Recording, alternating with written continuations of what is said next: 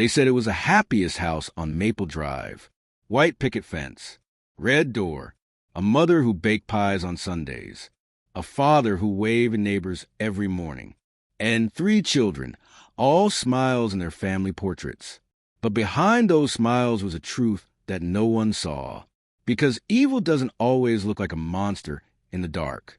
Sometimes it looks like a man mowing his lawn, whistling at Churcham. This is the story of the Harrington family, the picture of suburban peace, until one night, peace shattered. Neighbors would later say they heard laughter around 9 p.m. By morning, the laughter was gone, and by noon, so were all 5 members of the family.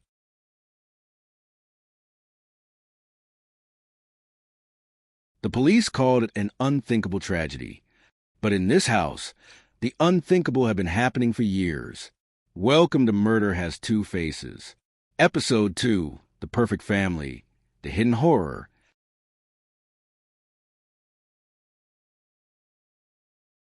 Springfield, Illinois.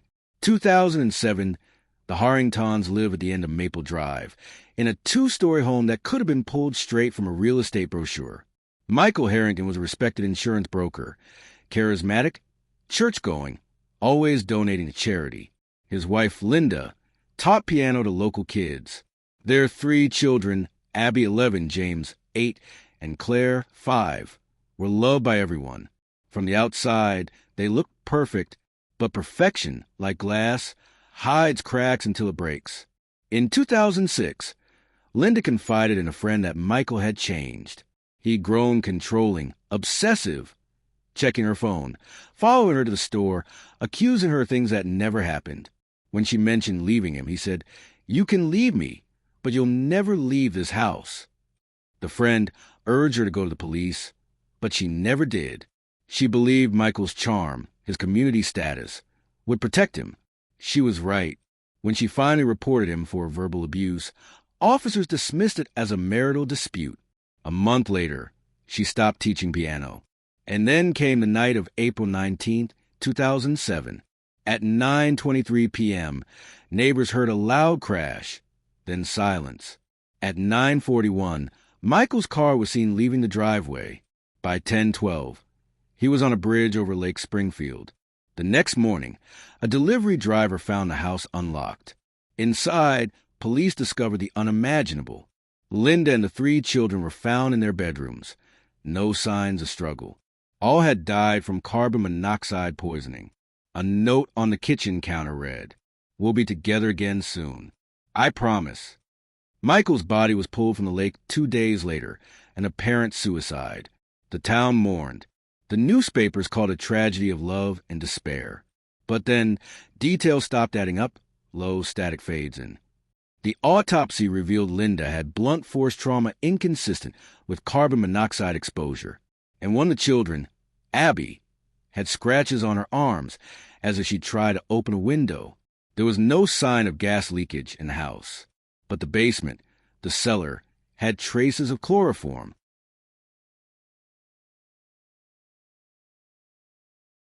So what really happened in the Harrington home?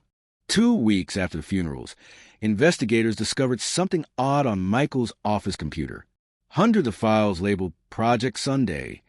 Each file contained notes, detailed, chilling descriptions of his family's behavior. Linda lied about piano lessons again. Abby disobeyed. Needs discipline. James asked about heaven. In one file, dated a month before their deaths, he wrote, "They don't understand that heaven is peace. I'll take them there myself." Investigators realized Michael had planned everything, down to the last breath. He'd filled the cellar with gas cylinders and rigged a ventilation pipe through the air system. Then, on that final night, he locked every door and window. But what no one could explain was why. Friends said he was deeply religious, obsessed with the idea of purity.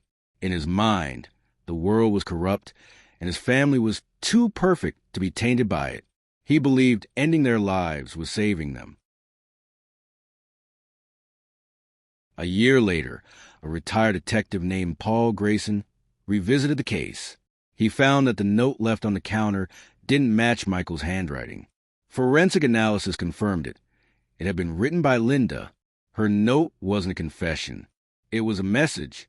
Scrawled faintly in the corner were 3 words. He's not done. In 2013, 6 years after the murders, the house was sold to a young couple. They renovated everything except the basement. Every contractor refused to finish the job. They said their tools kept disappearing. Lights flickered only in that room. And sometimes they heard what sounded like children giggling in the dark.